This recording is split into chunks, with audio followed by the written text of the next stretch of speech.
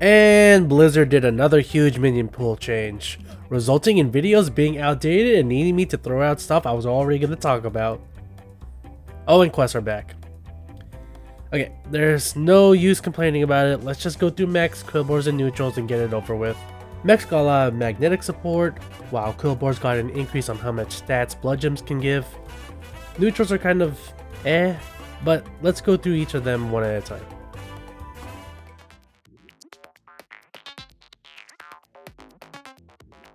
Now, with various magnetic cards in the game, you can have a whole board of minions that give gold, scale passively, spawn out death rattles, or have a divine shield. And all these cards rely on one another to get the build to properly work. Scrap Scraper gives you a free way to get magnetic cards, Utility Drone helps passively buff them, and Polarizing Beatboxer is there to give you more bang for your buck. Assemble these cards like a Megazord and it's hard to defeat. Sadly, it's slow and tough to get started. Scrap Scraper produces magnetic slowly, meanwhile Utility Drone and Polarizing Beatboxer require you to have a bunch of magnetics. But once you got it all together, there really isn't much of a weakness. Even if you have no divine shields, you have enough stats to deal with other builds.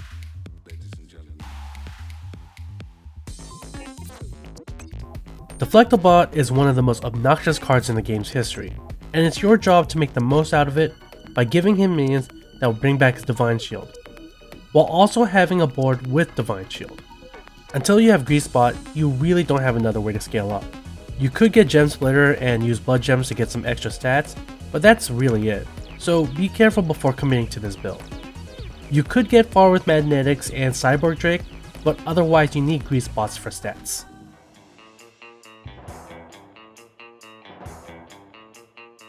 Menagerie is the strongest type of build in the game, since you can get the best out of every tribe, and Aggem is the best direction towards that type of build. The downside is, you need a gem generator, something like Scrapsmith Bristlebach, Gem Splitter, or Prophet of the Boar. But once you get these going, you're nearly unstoppable. It will give your build a ton of stats each turn, and sometimes you don't even need to leave tier 4. Just don't be too picky on what cards you buff. Do you guys remember Alleycat? I managed to win a game with Aggem buffing Alleycat, literally the worst card I could choose at the time. And that's because it already got plenty of stats before I can find a better beast.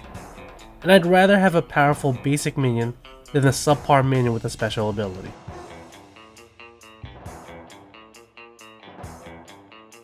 Quilboars are a bit weird. You could use Bongo, Bopper, and Charlga to generate blood gems onto your board, which gives you a real big boost in power if you got Dynamic Duo, but you can actually still do well if you get constant Prickly Pipers and Moonbeacon Relaxer. As long as you got a reliable way to get blood gems, you can actually give your cards huge stats. So while you can do pure Quilboars with Charlga, Bopper, and Duo combo, try and be creative with blood gem buffers. Remember, you do need certain cards to get the most out of Piper and Moonbeacon. Here's what I think the build should look like. Then, after you're done with this build, you can give blood gems to cards that make the most out of it and then wreck your opponents that way.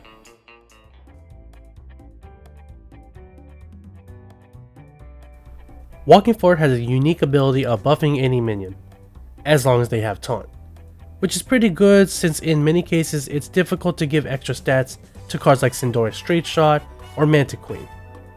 Unfortunately, there's plenty of downsides. You need Taunt givers if you want to get the ideal units, so you have to spend about 16 gold buying them, plus any other gold that you need for rolling. Next, you ideally want to get Drakkari Enchanter or another copy of Walking Forward, since the scaling is relatively low. Lastly, you got Taunt minions. This makes you susceptible to Clays, Venom, or Leeroy. So while the build is versatile, it's not always going to be successful.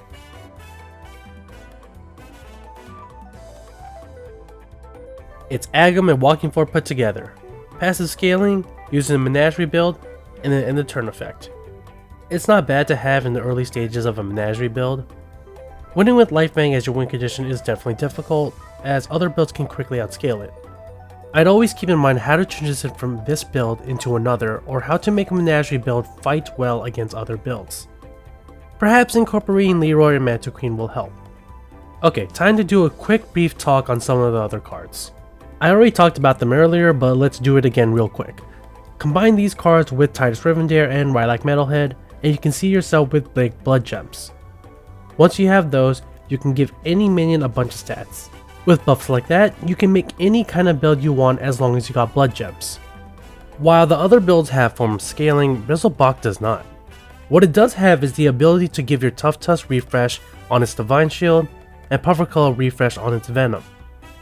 It's necessary for builds like those, but you have to find another way for your minions to gain permanent stats. If you got a board full of Death Rattles and Reborns, Witchwing Nestmatron is ideal, not only to find battle cries, but also to potentially create triples. This leads itself to being a powerful support card for dragons, murlocs, elementals, or Menagerie. Just know when it's time to throw her away for other cards, because her ability only occurs when you got minions that die. Once you become too strong, you'll stop seeing yourself getting battle cries from her. These are the cards you should look for if you're not doing well in the mid game and really need a way to stabilize. Qiraji is there for some quick, easy stats as long as you got taunts. Meanwhile, Champion Sarge scales pretty fast. He can be that one trusty big stat minion to carry you towards the late game. Just be sure you got other game plans ready because these cards won't give you the first place you want. Brann is still an important key card for Murlocs, Elementals, and Dragons. And now with the inclusion of Rylak Metalhead, he's important for certain demon builds and can do very well in pirate builds. His use is incredibly versatile and can range from giving you a lot of stats or a lot of economy. You can do a lot with just having him on your board as long as you can get the proper battle cries. I'm just going to list out a number of important cards that work well with Drakkari Enchanter so you all know what to do. Now with that all out of the way, I got one last tip to tell you. Drakkari Enchanter does nothing for you in combat if it's not gaining any stats, so understand when exactly you need to throw it away. Some players seem to hold on to it for a bit too long, so don't overcommit to it more than you need to. This especially goes for when you got Upbeat Duo. These are the scam cards that will almost guarantee to destroy one of your opponent's cards without needing you to commit much to their strength. If you got a build that needs a couple more strong cards because you only maybe got 1 to 3 powerful minions, be sure to keep an eye out for these cards. This especially goes when your opponent only has 1 to 3 powerful minions too. If you can snipe those minions, then you will get an overwhelming advantage. Just be sure to know which ones between the two you should use. Leeroy is great against Divine Shield or countering cleaves. Mantid Queen can gain Reborn unlike Leeroy, so there's a good chance it can take out 2 strong minions. Upbeat Duo is a great way to high roll by either giving you a triple with an extra copy or doubling the strength of a key card you have. The problem with it is that it's every other turn and that it has little strength on its own. Don't be greedy with this guy.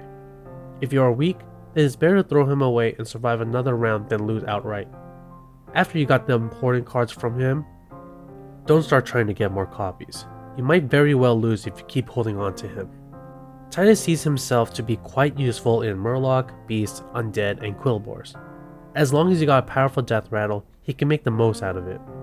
And unlike Brann or Drakkari Enchanter, multiple Titus Rivendare stacks their abilities together. The biggest downside is its stats and how he can be sniped by Zap Slywick. While Brann and Drakkari Enchanter can die in battle with no worries, you need Titus to live for the death rattles.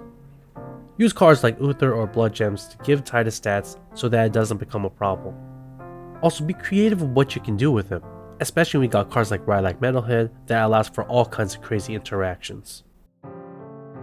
Boogie Monster is one of the few ways to get a big board-wide buff to all minions, but it has a major downside of having odd conditions for its buff.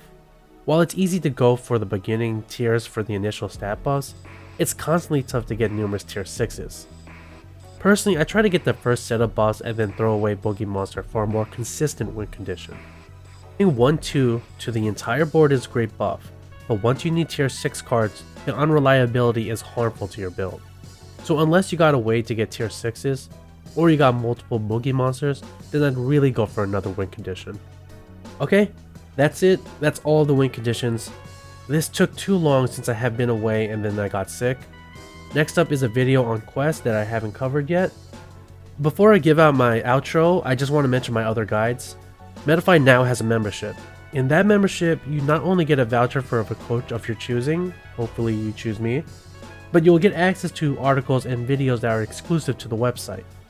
It's been a while since I did a quick hero tips videos, so I made my own guides on heroes on Metafy. Accompanying that, I have gameplay footage of just how exactly I play those heroes too. I'll share my support link in the description, so please check that out. Be sure to give my video a like and subscribe to my channel. It really helps out my growth and my goal to be monetized by the end of the year. If you're interested in coaching, I have multiple year experience coaching players in Battlegrounds, so consider booking me in Metafy or WeCoach. If you want to help support my channel in another way, consider donating to my Ko-fi. See you all next time.